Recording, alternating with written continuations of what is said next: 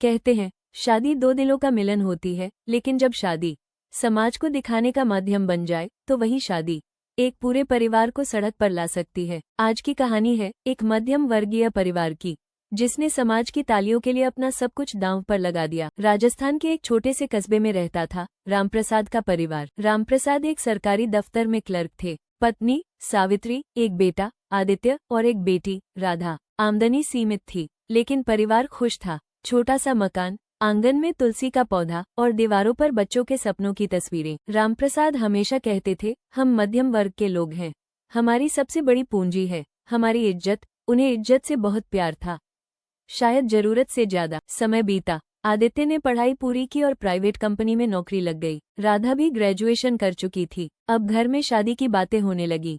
पहले आदित्य की शादी तय हुई। लड़की अच्छी थी, समझदार थी। सावित्री बोली, साधारण तरीके से शादी कर देंगे, जितनी चादर है उतने ही पैर फैलाएंगे। लेकिन रामप्रसाद चुप थे, उनके दिमाग में कुछ और चल रहा था। गांव में पिछले साल शर्मा जी ने अपने बेटे की शादी बहुत धूमधाम से की थी। बड़े बड़े tent, DJ night, live band, 50 तरह के व्यंजन। आज भी लोग कहते थे, वाह क्या शादी थी। रामप्रसाद सोचने लगे, अगर मैंने साधारण शादी कर दी तो लोग कहेंगे कि रामप्रसाद की हालत खराब है, उनके लिए अब शादी नहीं। प्रतिष्ठा की परीक्षा बन चुकी थी। एक दिन रामप्रसाद बैंक गए, घर के कागज गिरवी रख दिए, 25 लाख का लोन ले लिया। सावित्री रो पड़ी, इतना बड़ा कर्ज कैसे चुकाएंगे। रामप्रसाद बोले, समाज में एक बार इज्जत बन गई ना तो सब ठीक हो जाएगा। उन्हें क्या पता था, समाज तालियां देता है, एमी नहीं भरता। पूरा कस्बा चौंक गया। 56 भोग का खाना, 40 तरह की मिठाइयाँ, डीजे पार्टी, आतिशबाजी, लग्जरी कार में बारात, मेहमानों को महंगे गिफ्ट। लोग तारीफ कर रहे थे, वाह रामप्रसाद जी क्या रौब है। रामप्रसाद गर्व से मुस्कुरा रहे थे, लेकिन उस मुस्कान के पीछे 25 लाख का बोझ छिपा था। शादी खत्म हुई, संगीत बंद हुआ, मेहमान चले गए। अब हर महीने 60,000 की एमी। रामप्रसाद की सैलरी 35,000। आदित्य की नौकरी कुछ महीनों बाद चली गई, कंपनी बंद हो गई। घर में तनाव बढ़ने लगा। बहू बोली, आप लोगों ने दिखावे के लिए शादी की, अब भुगतिए। झगड़े बढ़ने लगे, एमी लेट होने लगी। बैंक से नोटिस आया, यदि 3 महीने में भुगतान नहीं हुआ तो मकान जब्त किया जाएगा। सावित्री हर रात रोती। राधा की शादी भी करनी थी, लेकिन अब घर में सिर्फ चिंता थी। एक सुबह बैंक अधिकारी आए, मकान पर नोटिस चिपका दिया, ये संपत्ति नीलामी के लिए जब्त की जाती है। पूरा मोहल्ला देख रहा था। वही लोग जो शादी में नाच रहे थे, आज तमाशा देख रहे थे। रामप्रसाद की आंखों में आंसू थे।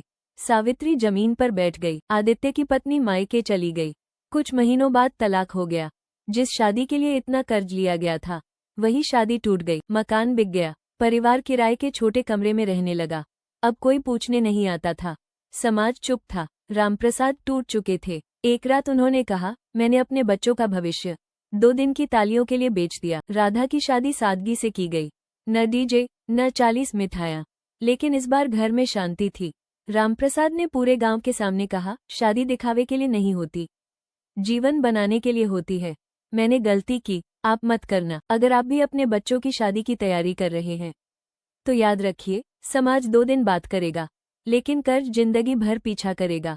इज्जत खर्च करने से नहीं, संभालने से मिलती है। अगर आपको ये कहानी दिल को छू गई हो, अगर इस कहानी ने आपको सोचने पर मजबूर किया हो, तो प्लीज इस वीडियो को लाइक करें, अपने परिवार और दोस्तों के साथ शेयर करें, ताकि यह संदेश हर घर तक पहुंचे। और ऐसे ही सच्ची, भावनात्मक और समाज को आईना दिखाने वाली कहानियों के लिए हमारे चैनल को अभी सब्सक्राइब करें, क्योंकि यहाँ कहानियाँ सिर्फ सुनाई नहीं जाती, समझाई भी जाती हैं। धन्यवाद।